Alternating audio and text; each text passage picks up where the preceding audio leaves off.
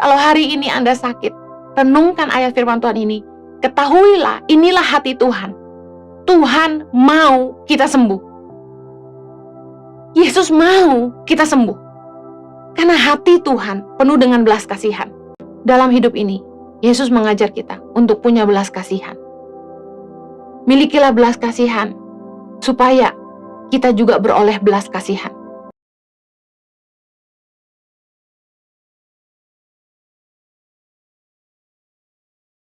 Bapa di sorga, kami bersyukur buat hadirat-Mu di tengah-tengah kami. Terima kasih kalau kasih setia-Mu senantiasa menyertai kami, Tuhan.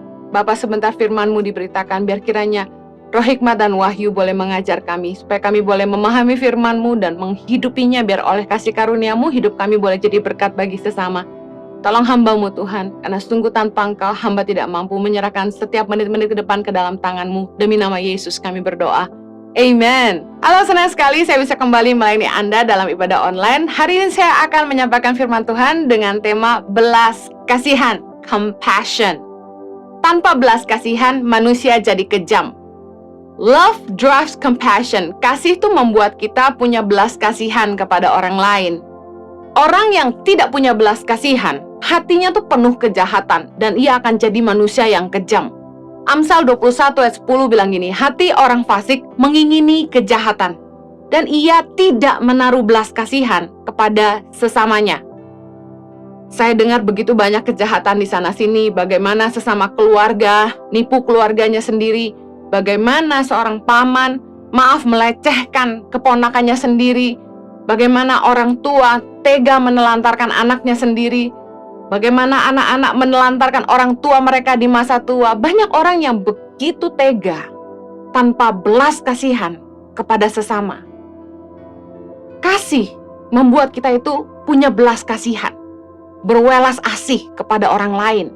Matius 12 ayat 7 bilang, jika memang kamu mengerti maksud firman ini, yang ku kehendaki ialah belas kasihan dan bukan persembahan. Tentu kamu tidak menghukum orang yang tidak bersalah. Tuhan itu mau kita punya belas kasihan. Tidak bisa kita berbuat jahat sama orang lalu kita sogok Tuhan. Karena yang Tuhan mau, dikatakan oleh Yesus, yang ku kehendaki ialah belas kasihan. Betapa kejamnya orang-orang yang main hakim sendiri. Saya pernah nonton di film, di TV juga berita bagaimana orang-orang yang tidak bersalah di penjara. Ada kisah-kisah tentang salah tangkap. Orang-orang dijebloskan penjara padahal bukan salah mereka. Ada juga mereka yang dijebloskan ke penjara untuk menutupi kesalahan orang kaya dan lain sebagainya. Betapa kejamnya para hakim yang memenjarakan orang-orang yang tidak bersalah. Tuhan mau kita punya belas kasihan kepada sesama. Jangan sampai kita kejam sama orang. Sekalipun orang itu salah sama kita, kita tidak sepatutnya berbuat kejam kepada mereka. Saya renungkan, Tuhan, apa sih belas kasihan? Tuhan kasih pengertian gini, belas kasihan adalah kemampuan seseorang mengasihi dan melihat nilai dalam diri orang lain. Ketika kita punya belas kasihan, kita bisa melihat bahwa orang lain hidupnya tuh sangat bernilai. Hidup mereka sendiri berharga. Orang punya nilai dalam hidupnya. Contoh, ketika kita melihat orang miskin, orang lemah dianiaya, hak orang lemah dirampas. Orang yang punya belas kasihan akan berpikir begini, tidak seharusnya mereka diperlakukan seperti itu. Kenapa kita bisa berpikir begitu? Karena kita bisa melihat nilai dalam hidup mereka, meskipun mereka miskin secara keuangan. Kita bisa melihat nilai dalam diri orang, meskipun dia rakyat biasa. Orang-orang yang bisa menindas orang lain, merampas hak orang lain, sama sekali tidak punya belas kasihan, karena mereka tidak lihat manusia itu berharga. Makanya tidak heran orang itu bisa terjadi pembunuhan, nyawa orang seolah nggak ada harganya. Amsal 14 ayat 21 bilang gini, siapa menghina sesamanya berbuat dosa, tetapi berbahagialah orang yang menaruh belas kasihan kepada orang yang menderita. Saya percaya bahwa belas kasihan itu bukan hanya salah satu karunia. Kalau karunia kan gini, Ada yang punya, ada yang tidak gitu. Belas kasihan bukan hanya salah satu karunia. Belas kasihan adalah sifat Tuhan. Bagian dari kasih Tuhan di dalam hidup kita. Belas kasihan Tuhanlah yang membuat Ia mengasihi kita meskipun kita orang berdosa. Kalau orang punya belas kasihan, mereka nggak akan menghakimi orang sembarangan, dan mereka juga tidak akan berbuat kejam kepada sesamanya. Kita tidak akan tega melihat orang lain dianiaya. Saya pergi ke pedalaman-pedalaman Indonesia. Setiap kali saya menyaksikan kemiskinan yang amat sangat, bagaimana anak-anak di kampung-kampung itu, mereka kehilangan orang tua mereka karena orang tuanya merantau cari kerja. Ada yang mamahnya pergi tinggalkan mereka dari mereka kecil untuk bekerja, tapi tidak pernah mengirim uang, tidak pernah menafkahi mereka, dan mereka harus dititipkan di kakeknya, di papa besarnya, mama besarnya, istilah untuk tante dan omnya. Kemudian ada juga yang papahnya kemudian menikah lagi, mama tirinya tidak sayang sama mereka. Mereka diperlakukan dengan sangat-sangat tidak baik. Salah satu kali di daerah timur, saya pernah dengar dari seorang hamba Tuhan, bagaimana seorang anak di keluarga ini, mamahnya tinggalkan mereka, lalu papahnya nikah lagi. Papahnya pergi bekerja dan mamah tirinya memperlakukan anak-anak ini dengan tidak baik. Ketika anak ini bilang, "Mama saya lapar," mama tirinya itu ambil tanah dan masukkan ke mulutnya. Anak ini dipukulin, dikurung, lalu mamahnya lagi masak. Ketika anaknya lapar, dengan sutil yang panas, dimasukkan ke mulut anak ini. Pertama kali saya memulai pelayanan Children Rescue Home, rumah perlindungan bagi anak-anak. Asal muasalnya itu saya melihat banyak anak-anak di pedalaman timur yang mereka teraniaya. Mereka tinggal dengan kakek mereka, tinggal dengan om tantenya. Bahkan ada yang papanya sendiri tega memukuli dia sampai anak ini tidak berani pulang, tinggal di atas pohon. Anak ini tidak sekolah karena harus urus adik-adiknya, bahkan papahnya paksa dia pergi mencuri. Hati saya sangat terketuk melihat kesusahan yang amat sangat. Saya melihat bagaimana anak-anak di pedalaman itu mau makan susah. Pakaiannya compang-camping. Mereka kotor dan dekil sekali dan banyak luka-luka di badannya yang tidak diobati, bahkan sampai bernanah. Dan untuk pergi sekolah SD saja, SMP, mereka harus jalan kaki minimal 1 jam. Bahkan ada yang harus jalan 2 jam sampai 3 jam untuk pergi saja, belum pulangnya.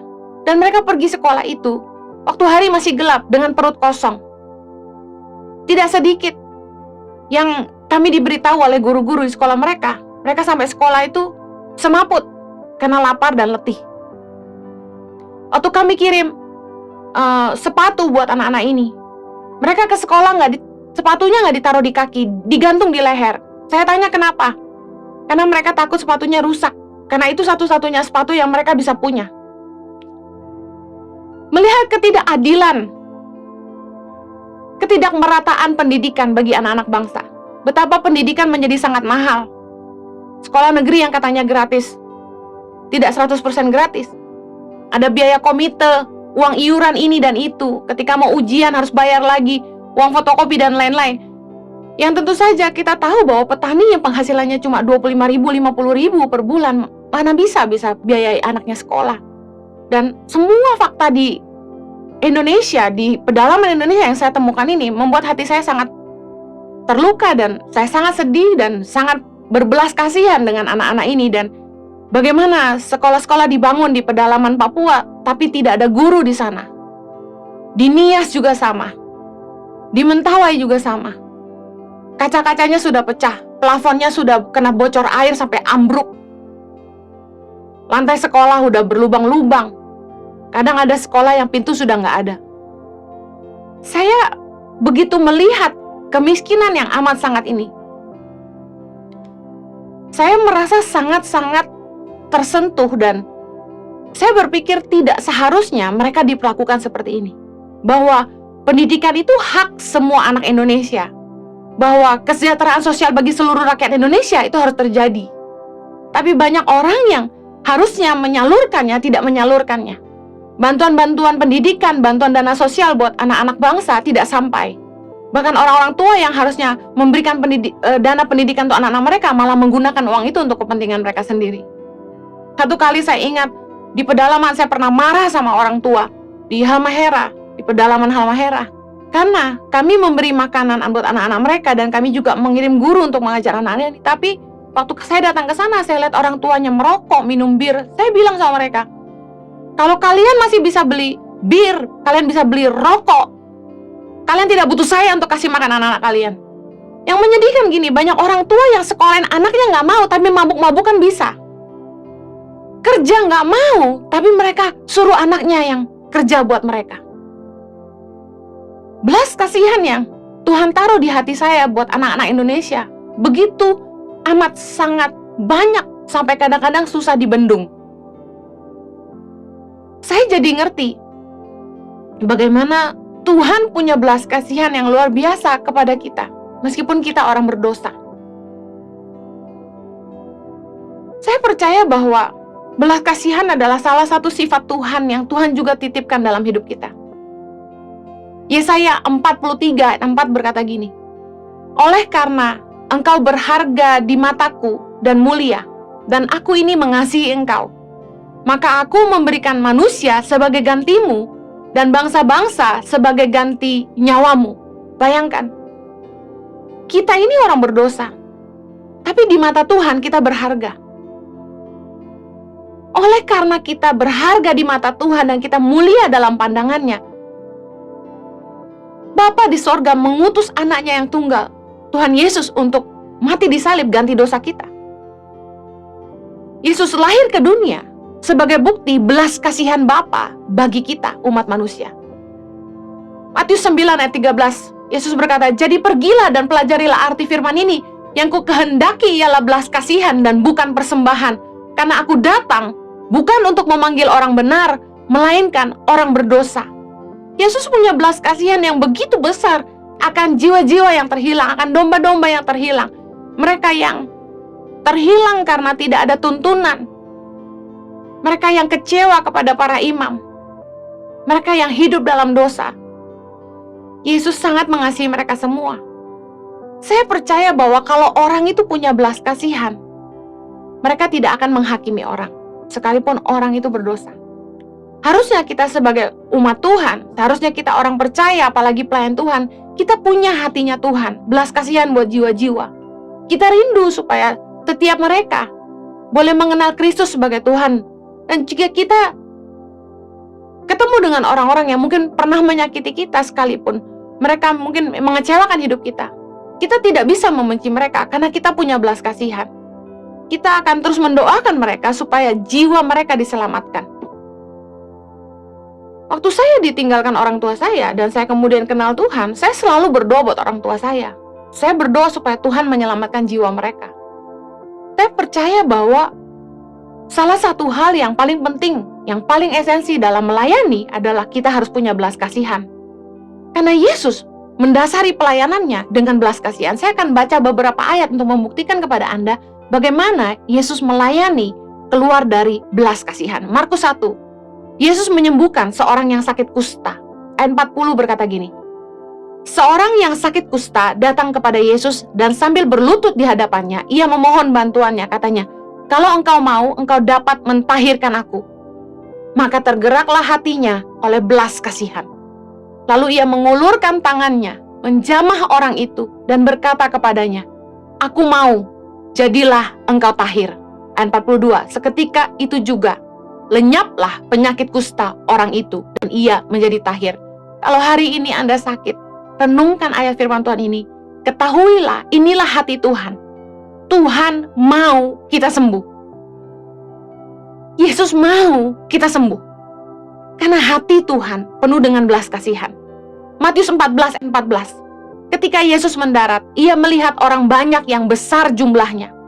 Maka tergeraklah hatinya oleh belas kasihan kepada mereka dan ia menyembuhkan mereka yang sakit.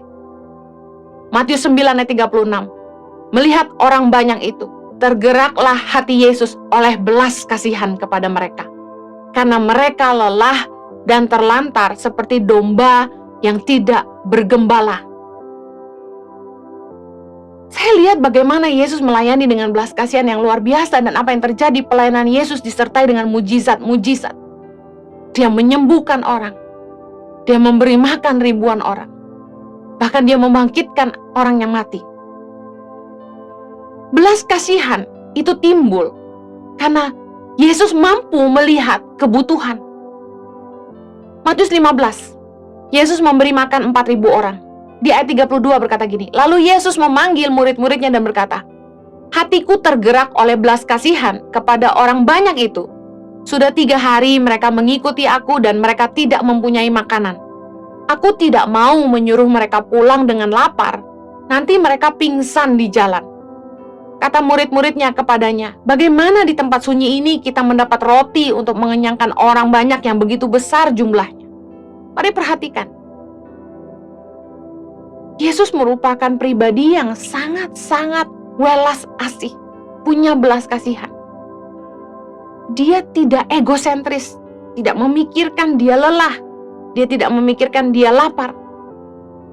Setelah dia berkhotbah di depan kurang lebih 4.000 orang, Yesus berkata kepada murid-muridnya, sudah 3 hari mereka mengikuti aku dan mereka tidak punya makanan. Yesus tuh mikirin orang lain.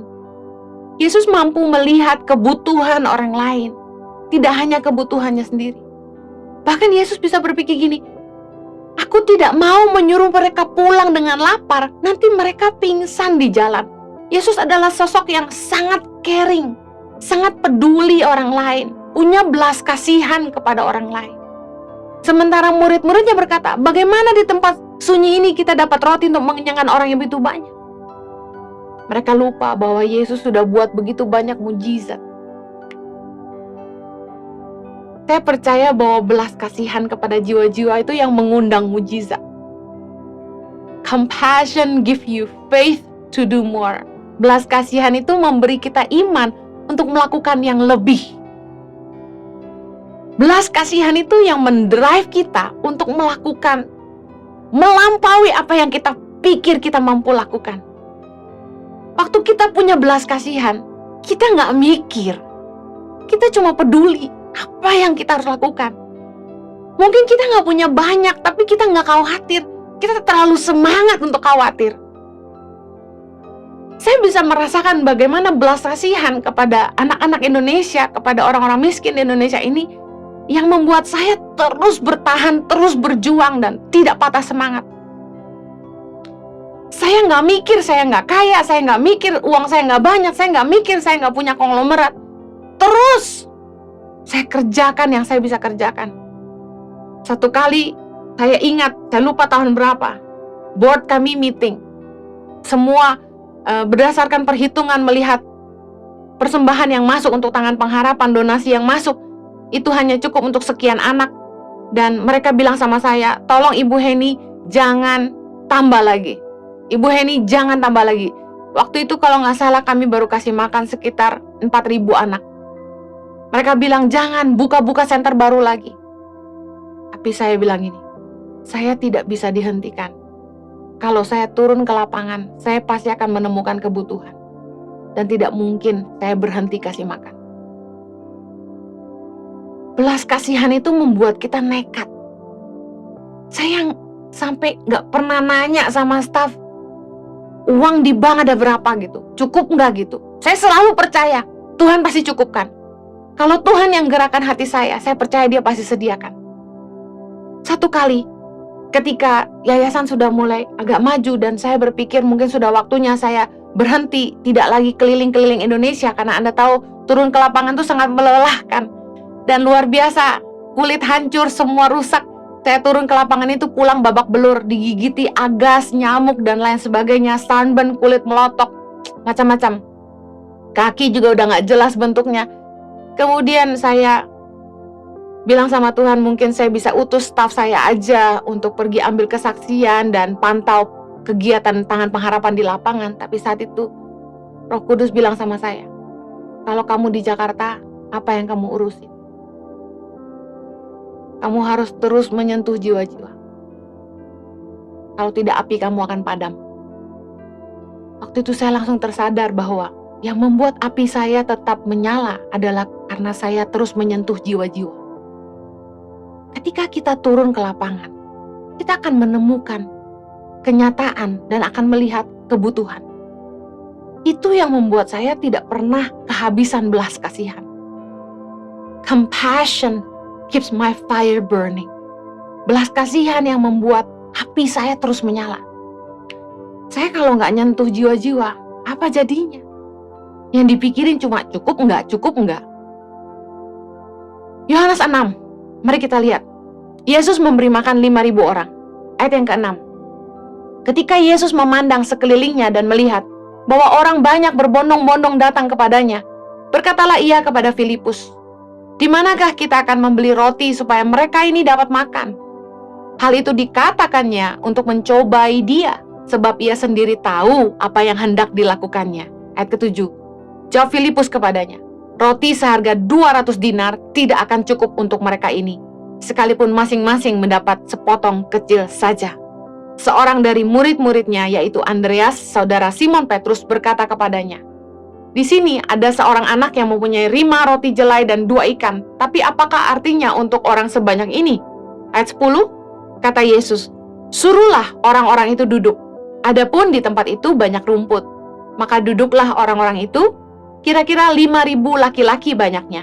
Lalu Yesus mengambil roti itu, mengucap syukur, dan membagi-bagikannya kepada mereka yang duduk di situ. Demikian juga dibuatnya dengan ikan-ikan itu, sebanyak yang mereka kehendaki. Dan setelah mereka kenyang, ia berkata kepada murid-muridnya, "Kumpulkanlah potongan-potongan yang lebih supaya tidak ada yang terbuang." Maka mereka pun mengumpulkannya dan mengisi 12 bakul penuh dengan potongan-potongan dari ke-5 roti jelai yang lebih setelah orang makan. Luar biasa. Saya melihat bagaimana Yesus itu punya balas kasihan buat jiwa-jiwa dan tidak berhitung untung rugi. Sementara Filipus, muridnya, sama seperti reaksi kita. Ketika kita disuruh Tuhan untuk ngasih makan ribuan orang, pertanyaan kita adalah gini, duitnya dari mana? Mana cukup? Ada juga nggak cukup? Saya sangat tertemplak dengan apa yang disampaikan di ayat ini, karena ini yang seringkali saya pun lakukan sama Tuhan. Ketika kami sudah kasih makan 5.000 anak Indonesia dan Tuhan bilang gini, "Henny, kamu akan kasih makan 10.000 anak." Saya bilang, "Aduh Tuhan, 10.000, 5.000-annya udah begini." Kemudian ditambah lagi, Tuhan bilang, "Henny, lahirkan 1.000 pemimpin bagi Indonesia. Bangun 10 sekolah berasrama di Indonesia." Itu saya betul-betul nangis karena saya tahu sekolah berasrama itu jauh-jauh lebih sangat costly. Dananya jauh lebih besar dibandingin feeding and learning center Tangan Pengharapan. Ini saya seperti Filipus. Tapi saya lihat bagaimana ketika Tuhan itu kasih kita kebutuhan, Tuhan itu pengen ngetes hati kita. Yesus ngomong seperti itu untuk mencobai Filipus, kata firman Tuhan. Yesus ketika tanya sama Filipus, "Di manakah kita bisa membeli roti supaya mereka ini dapat makan?" Hal itu dikatakannya untuk mencobai dia, sebab ia sendiri tahu apa yang hendak dilakukannya. Tuhan kalau suruh kita lakukan sesuatu, Tuhan pasti akan menyediakan. Tapi ketika dia kasih tahu kita untuk kerjakan, kita yang seringkali dengan akal manusia, kita pikir dan kita hitung. Kita mulai berkalkulasi. Belas kasihan itu timbul karena kita mampu melihat kebutuhan. Kalau kita fokus kepada kebutuhan kita sendiri, kami juga lapar, kami juga lelah, maka kita nggak akan punya belas kasihan. Roh mementingkan diri sendiri ini yang membuat orang tuh kehilangan belas kasihan. Oleh karena itu dalam pelayanan, kita nggak boleh sampai hanya mementingkan diri sendiri. Kita harus mampu melihat kebutuhan orang lain juga. Kita akan mulai berkalkulasi untung dan rugi kalau kita hanya menggunakan logika kita. Tapi belas kasihan akan mendatangkan mujizat, dan kita akan melihat Tuhan bekerja melampaui akal pemikiran manusia. Sampai hari ini saya nggak bisa ngerti bagaimana Tuhan bisa bawa Tangan Pengharapan sampai detik ini. Kalau dihitung 15 tahun berjalan, mungkin sudah lebih dari 10.000 anak yang kami beri makan dan pendidikan lewat Feeding and Learning Center Tangan Pengharapan di seluruh Indonesia. Sudah tidak terhitung berapa banyak sekolah dan seragam dan sepatu dan guru yang kami kirim. Tapi saya bersyukur, Tuhan itu luar biasa dalam hidup kami. Kalau Yesus pernah kasih makan 5.000 orang, hari ini Tuhan ngizinin Tangan Pengharapan kasih makan 6.000 anak Indonesia. Bahkan tahun depan akan bertambah. Tuhan itu luar biasa. Saya melihat dengan mata sendiri bagaimana belas kasihan akan jiwa-jiwa itu mengundang mujizat datang dalam hidup kita. Kami melihat penyertaan Tuhan yang begitu luar biasa dan mengagumkan. Waktu kita bisa merasakan urgensi untuk menjawab kebutuhan, entah bagaimana ada kekuatan yang Tuhan berikan untuk mengerjakannya. Saya sama Jojo begitu lelah melayani kemana-mana, tapi kami kayak lupa, nggak rasa lelah. Tiba-tiba sudah semakin tua, dan hari ini kami melihat bagaimana Tuhan setia. Tuhan menyertai pelayanan kami, tidak pernah tinggalkan kami. Saya mau tutup dengan ini. Kalau kita punya belas kasihan, kita tidak akan membeda-bedakan. Matius 25 ayat yang ke-40, dan raja itu akan menjawab mereka, "Aku berkata kepadamu, sesungguhnya segala itu yang kamu lakukan untuk salah seorang dari saudaraku yang paling hina ini, kamu melakukannya untuk aku." Satu kali dalam sebuah kisah, Yesus menyampaikan tentang orang Samaria yang murah hati dalam Lukas 10 ayat 25. Pada suatu kali, berdirilah seorang ahli Taurat untuk mencobai Yesus, katanya, "Guru, apa yang harus kuperbuat untuk memperoleh hidup yang kekal?" Jawab Yesus kepadanya, "Apa yang tertulis dalam hukum Taurat? Apa yang kau baca di sana?" Jawab orang itu, "Kasihilah Tuhan Allahmu dengan segenap hatimu, dan dengan segenap jiwamu, dan dengan segenap kekuatanmu, dan dengan segenap akal budimu. Dan kasihilah sesamamu manusia seperti dirimu sendiri." Ayat 28, kata Yesus kepadanya, "Jawabmu itu benar, perbuatlah demikian, maka engkau akan hidup." Ayat 29, tetapi untuk membenarkan dirinya, orang itu berkata kepada Yesus, "Dan siapakah sesamaku manusia?" Jawab Yesus, "Adalah seorang yang turun dari Yerusalem ke Yeriko. Ia jatuh ke tangan penyamun-penyamun yang bukan saja merampoknya habis-habisan, tapi yang juga memukulnya, dan yang sesudah itu pergi meninggalkannya setengah mati. Kebetulan ada seorang imam turun melalui jalan itu. Ia melihat orang itu, tetapi ia melewatinya dari seberang jalan. Demikian juga seorang Lewi datang ke tempat itu.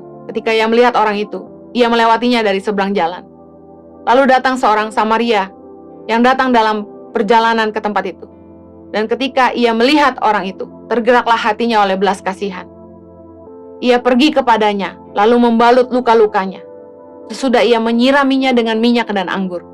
Kemudian ia menaikkan orang itu ke atas keledai tunggangannya sendiri, lalu membawanya ke tempat penginapan dan merawatnya. Keesokan harinya, ia menyerahkan 2 dinar kepada pemilik penginapan itu. Katanya, "Rawatlah dia, dan jika kau belanjakan lebih dari ini, aku akan menggantinya waktu aku kembali." Siapakah di antara ketiga orang ini menurut pendapatmu adalah sesama manusia dari orang yang jatuh ke tangan penyamun itu? Ayat 37, jawab orang itu, "Orang yang telah menunjukkan belas kasihan kepadanya." Kata Yesus kepadanya, "Pergilah dan perbuatlah demikian." Dari kisah ini, Yesus menunjukkan kepada kita bahwa seringkali dalam hidup ini, kita milih-milih orang, kita membeda-bedakan. Kita pikir, kita baik sama yang saudara seiman aja. Di kisah ini, orang Yahudi yang dirampok oleh para penyamun sampai ditinggalkan setengah mati, sesama orang Yahudi yaitu imam, orang yang dianggap sepantasnya, sudah harusnya menolong, malah lewatin dari seberang jalan, pura-pura nggak tahu. Membuktikan agama, kerohanian, orang yang melayani belum tentu punya kasih. Yang kedua, orang Lewi, pelayanan juga, pemuji penyembah, datang lewat itu, tapi nyebrang juga lewat dari seberang jalan, gak nolong sama sekali, padahal sesama orang Yahudi. Tapi yang terakhir, Yesus kasih gambaran ada orang Samaria, yang notabene dibenci oleh orang Yahudi, tapi dia yang mau menolong orang ini. Tidak hanya itu, dia berbuat lebih, dinaikkan ke keledai tunggangannya sendiri, berarti dia jalan kaki dan memberikan haknya kepada orang ini. Kemudian dia siram dengan minyak dan anggur yang Anda tahu harganya mahal. Bahkan nggak ada hubungan darah, nggak kenal, dibayarin tinggal di penginapan. Bahkan dia bersedia menanggungnya lagi kalau sampai kurang. Satu kali saya ke pedalaman, masyarakat itu tersentuh dan menangis dan bilang ini sama saya. Ibu ini siapa? Datang jauh-jauh dari Jakarta mau lihat kami di sini. Kami hitam, ibu putih. Tapi ibu mau peduli kami. Dan ibu mau mengasihi anak-anak kami. Kami tidak kenal, bukan hubungan saudara. Tapi kenapa Ibu Heni mau tolong kami? Di dunia ini, perbuatan kasih, kebaikan, menjadi sebuah barang yang langka. Karena biasanya, orang itu baik karena ada apa-apanya. Biasanya kebaikan itu jarang diikuti dengan ketulusan. Menjadi sebuah barang mahal. Kalau ada pemilihan caleg, bantuan dibagikan, itu biasa karena mereka minta dipilih. Sehingga rakyat menjadi bingung ketika ada orang yang datang menolong mereka dan tidak cari apa-apa. Saya percaya kalau kita punya belas kasihan dari Tuhan, kita nggak akan membeda-bedakan. Mau satu suku, mau beda suku, mau satu agama, beda agama, mau apapun warnanya, siapapun orang itu, kita nggak akan membedakan dan kita nggak akan menghakimi mereka. Belas kasihan melampaui warna kulit, status sosial, status ekonomi, agama, apapun. Dalam hidup ini, Yesus mengajar kita untuk punya belas kasihan. Milikilah belas kasihan, supaya kita juga beroleh belas kasihan. Saya tutup dengan Yakobus 2:13. Sebab penghakiman yang tak berbelas kasihan akan berlaku atas orang yang tidak berbelas kasihan.